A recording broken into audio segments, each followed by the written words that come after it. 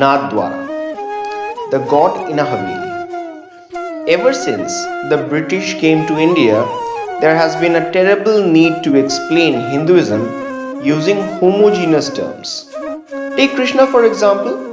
Academics want to see him as a single entity whose story is clearly told in a book called the Bhagavad Puran, as clearly as the story of Jesus is told in the New Testament of the Bible, or the story of Prophet Muhammad is told in the Hadith. But a textual understanding of Krishna will always be incomplete, for the Krishna experience is also embedded in rituals, festivals that are part of temple culture, details of which are transmitted orally through generations of priests, temple servants, and devotees. Therefore, what you experience in a temple enshrining Krishna in Assam, Odisha, Kerala, Rajasthan, or the Gangetic plains may not quite match with what your texts say. And truth for a Hindu will always be what the Anubhav or the experience is, not what your Shastra or text says. To me, temples are centers of installation and performance art. Through these art forms, which include music, food, fashion, painting, poetry, dancing, every sense is aroused to experience the divine.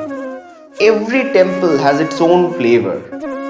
The experience of Krishna as Vithala of Pandharpur, presented through lyrical march of the Varkaris, is very different from the Krishna experienced amidst the colorful chariots of Jagannath of Puri, Odisha.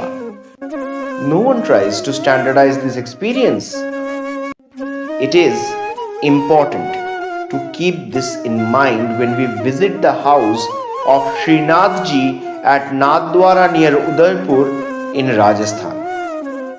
Notice, I have used the word house, not a temple, for the deity is enshrined in a Haveli and not in a mandir.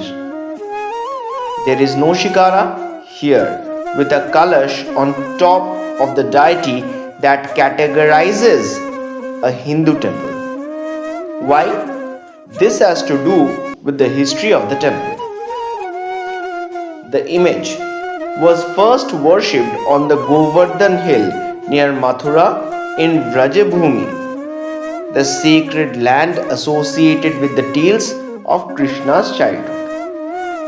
In the 16th century, only the upraised arm of the image was visible, and it was assumed to be a serpent god, until the great Vedanta scholar Vallabhacharya, who hailed from the court of Krishna Deva Raya, came here on pilgrimage and recognized the Naga to be merely an upraised arm of the deity.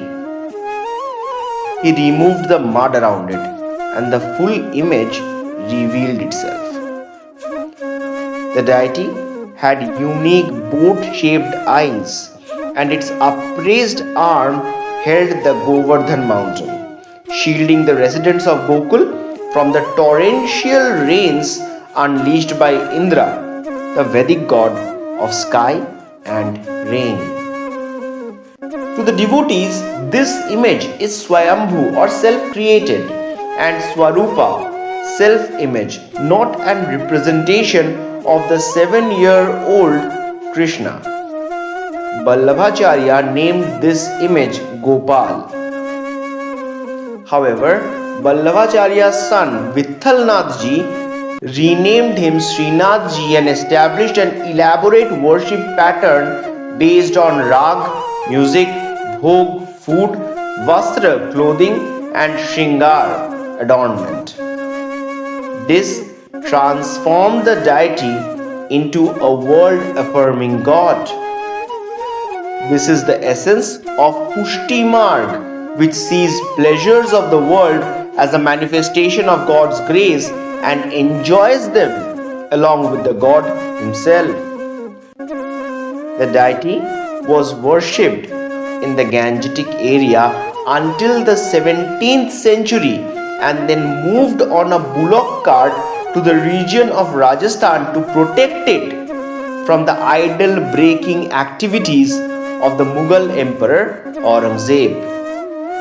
Modern historical scholarship like the work of Richard M. Eaton seeks to downplay these iconoclastic attacks of the Muslim kings of India, claiming it to be merely political and not ideological. But in the folklore of India and many a temple lore, this is a very vivid memory. The cart carrying the deity got trapped in the soft mud in the place that we now know as Nathdwara, the gateway of the Lord. Not wanting to attract attention, no temple was built. Instead, the deity was enshrined in a Haveli, and much like a house, the Haveli has various rooms such as the Baithak or the drawing room, Rasoi Ghar, the kitchen, Phool Ghar, storehouse of flowers, Doodh Ghar, storehouse for milk, Mishti Ghar, storeroom for sweets, Pan Ghar, storeroom for betel leaves and nuts, Gehna Ghar, storehouse for jewelry, Kharche Bhandar, treasury, a stable for horses, and a shed for 100 of cows, each with a bell around its neck that devotees can feed to their heart's content and experience the joys of rural life that shaped Krishna's childhood.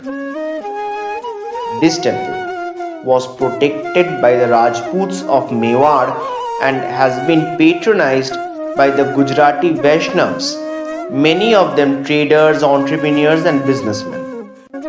Shrinathji briefly presents himself to his devotees a few times a day. These darshans are called jhanki or glimpses of the divine. When the curtain is parted 8 times a day, we see the deity adorned. Clothes are not repeated, and there is an extensive wardrobe for the deity. There is even a Mughal Vesha, dressing up as a Mughal nobleman, and a Stri Vesha, dressing up as a lady, and the clothes are always presented with a particular backdrop, like a stage background known as Pichwai, elaborate paintings of Vrindavan and Madhuban filled with images of peacocks, cows, deer, rain clouds and lotus flowers. In the narrow lanes that lead up to the Haveli, there are tea stalls, where you can see people telling each other stories of the Haveli, of the clothes that the deity is wearing, of how many darshans they have had during their visit. Considering that Gujarati businessmen are in every corner of India and the world, you can sense the international flavor of those who gather here. Shrinathji roots them all to his home. As a matter of respect, he is also referred as Thakurji or the master of the household. I reached at a time when darshan would have been impossible. But after traveling a long distance and enjoying the experience of feeding the cows at the Goshala, I was quite determined to go and see at least the Haveli. Then, to my surprise, I was told that the deity had stayed up late the previous night as a part of the holy festivities, and as a result had woken up late and was granting darshan even to latecomers also. I was delighted. This transformation of a deity into a living being who stays up late to party and gets up late as a child would is what Indian temple rituals do. God then leaps out from the text and becomes a sensory and emotional experience, not just to abstract knowledge, but if you are willing to participate in the grand performance art. Thank you for listening to us.